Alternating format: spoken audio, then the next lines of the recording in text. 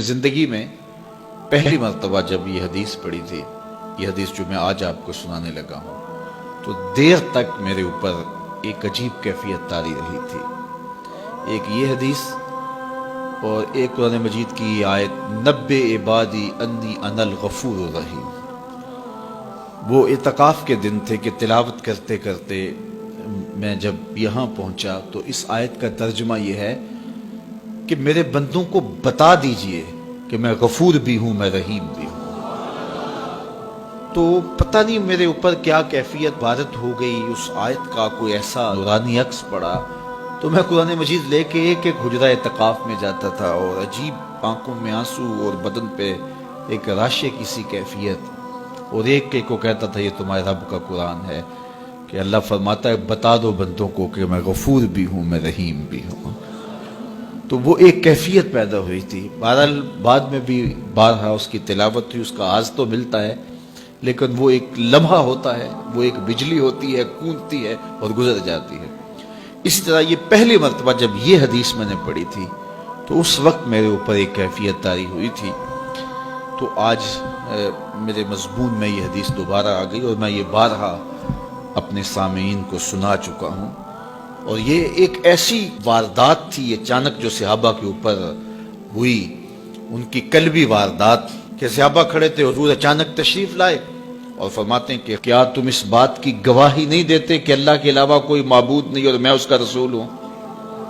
حضور نے پہلے تو یہ بات کی، ایسے صحابہ کھڑے تھے، حضور اچانک آئے اور اچانک ہی آتے ہوئے حضور نے فرمایا کیا تم اس بات کی گواہی نہیں دیتے کہ اللہ کے علاوہ کوئی معبود نہیں اور میں اس کا رسول ہوں؟ حضور کا انداز ایسا تھا کہ سینوں میں دل لرزنے لگے، اور سب نے عرض کی حضور ہم گواہی دیتے ہیں کہ اللہ کے علاوہ کوئی معبود نہیں اور آپ اللہ کے سچے رسول ہیں۔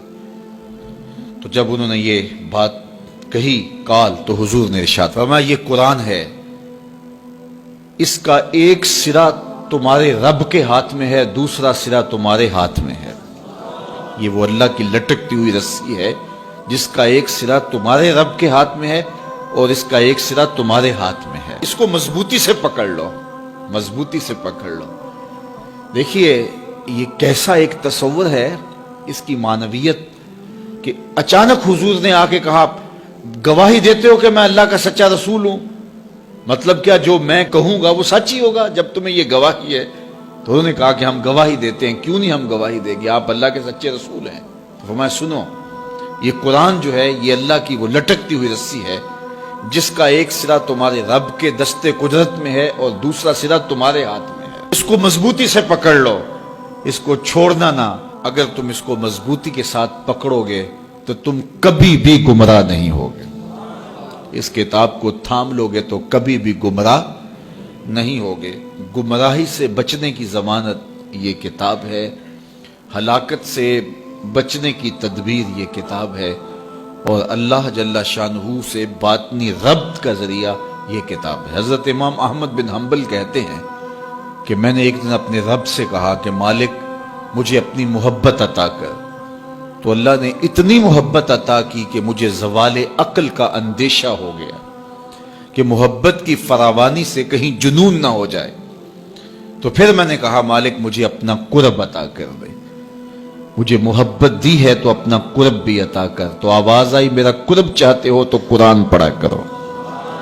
تو یہ اللہ کے قرب کی ضمانت ہے، اس کو مضبوطی سے پکڑ لو، اچھی طرح سے تھام لو، کبھی بھی گمراہ نہیں ہو۔